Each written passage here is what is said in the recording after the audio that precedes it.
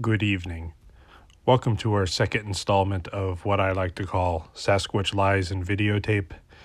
This is where we go through and look at researchers, purported hoax, famous conspiracy theories, something that challenges the narrative.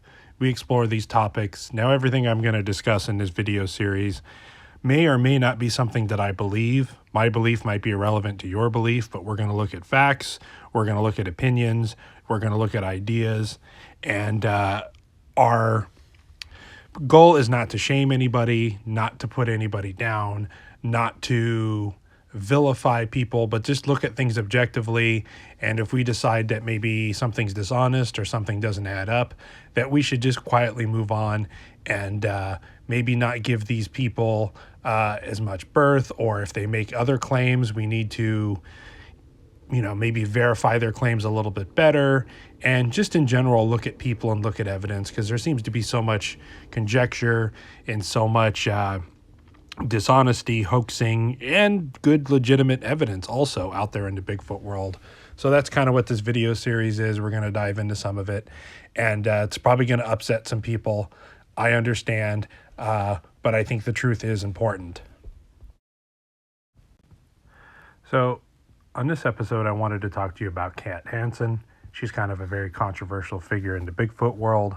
A lot of people dismiss her as a loon or out there or crazy or a liar or a hoaxer. And you really have to look at everybody objectively, listen to what they're saying. She's been a guest a bunch of times on World Bigfoot Radio with Brian Duke Sullivan. I have a huge amount of respect for Brian. He prefers to be called Duke, by the way. So I have a huge amount of respect for Duke. He's a great guy. He's vastly knowledgeable, and I really applaud him for having her on. If someone has out there claims and they want to share their voice, and then he gives those people a voice, and he has them on there, and he throws his own insight in there, and maybe she actually does have some good advice, and she claims she grew up around Sasquatch and other creatures and spent time in the woods, and maybe she has. So there's a lot of different things we have to look at it objectively. Do you throw the baby out with the bathwater? Do you look at some of the stuff that's been claimed or reported by her that may not be true or misrepresentation, and you throw everything out? Well, that's up to you. But once again, I do applaud Duke for having her on and giving her a voice. I think she's, if anything, a fascinating storyteller, and I was always riveted by her guest appearance. Whether or not her stuff's true or believable, I think that's up to the person listening to decide. So as many of you guys are probably aware, Bigfoot Tony, I have a link to his video below, did a breakdown video of a lot of Khat Hansen's reported photographs of Sasquatch, and he compared them to masks, costumes, other things that are commercially available, and kind of debunked a lot of her images as hoax or misrepresentations. And he did a really good job. Tony is a consummate quiet professional, which I dearly applaud. There's not enough of those in this world. I try to be it, but don't always succeed, and he's very good. Thinker Thunker's also good, but I think Bigfoot Tony just has a very easy, methodical, kind of like a quiet way of doing it, and he kind of puts it all before you, traces it out, shows you his thought process, and does it in an unbelievable way. If you don't subscribe to him, you should go check it out. Bigfoot Tony's amazing. And it was a little sad, but you kind of saw it coming with a lot of the images. Now, I listened to a number of Khat Hansen's podcasts and appearances and listened to what she had to say. Saw a number of her work and thought some of them looked pretty good. Some of them looked pretty scary. Some of them looked kind of fake. So we're going to look at what I've also found in addition to what Mr. Tony has also put out there. And I'll share some of my red flags with you as well.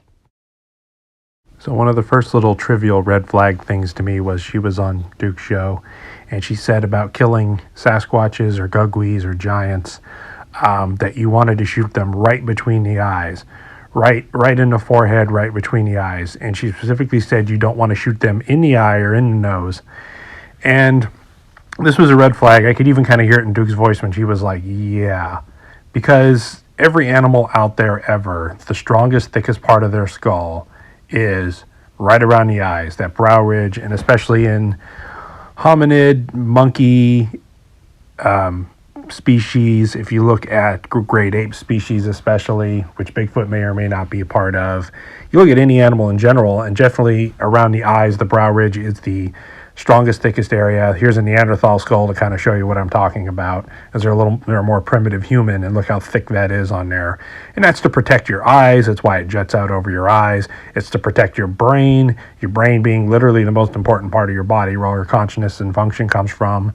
So telling someone to shoot right between the eyes or in the forehead, even with very powerful guns, is never good, because it's rounded. Things tend to deflect off. That's why it's designed that way. And that's why you have such thick bone there. Generally, they teach law enforcement, they teach military, and from the tactical training I've had, they tell you to aim for the cranial ocular cavity, which is the eyes and the nose. Yes, there is skull behind your eyes, and there is a little bit of bone around your nose, but those areas are generally a lot softer and weaker, so a bullet can penetrate quite a bit easier and get into the brain cavity and shut down your opponent quite a bit faster. And even if you don't get through the back of the skull that's behind the eyes, you just shot your opponent in the eye. That's pretty debilitating. So telling people to aim between the eyes or the forehead, that was a big red flag to me when she told people to do that. After watching Bigfoot Tony's video, I wanted to see for myself, so I started looking through some of her photos. Some of her things she reports are Sasquatches. He says this guy's got some name that I can't pronounce, and she's familiar with this Sasquatch. And I'm looking at it, and then I found other versions of it with a lightened, where they lightened it so you can get a clearer look at it. And I'm like, I've seen this before. This guy looks familiar. Like I was trying to think about where I had seen this representation before, and I was like, wait a minute, that looks like Chewbacca. The old black nose is pretty much the giveaway. If they'd given it a human type nose, or even painted it brown to blend in, it probably would have been better. But it clearly looks like the Chewbacca mask on the right, which I found on Google on Amazon, stuck over maybe another ape costume to give it less of a gorilla-like appearance. So I thought that was kind of interesting. I was like, well, that looks like Chewbacca. She has a bunch of other stuff. These are all from her. She likes to throw her little copyrights in there. Under fair use is the reason why I'm using this and showing you guys. Wisp of smoke, shadow, claiming these are spirits and skinwalkers and other things. And I don't know about all that. I know some of these photos are clearly doctored. Some of these photos that she reports to be her look like a gorilla costume, but conveniently hiding the teeth and the nose. And while some of it looks clear, some of it looks blurry, like it may have been like airbrushed or digitally manipulated. Like I said, Bigfoot Tony's way better at this stuff than me.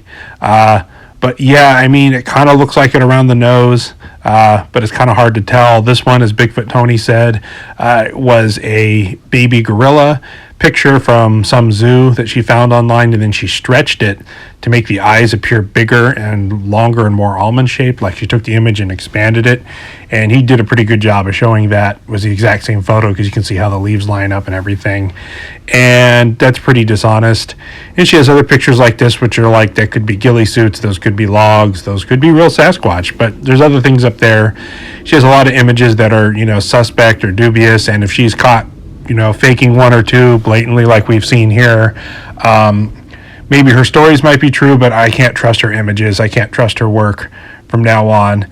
And there's other images that she reported were real that were, as Bigfoot Tony said, that were from movies. And I always liked this image, but I always thought it was from a movie too. Like I said in a previous video, be very suspect of clear photos of Bigfoot, because it is a rare thing.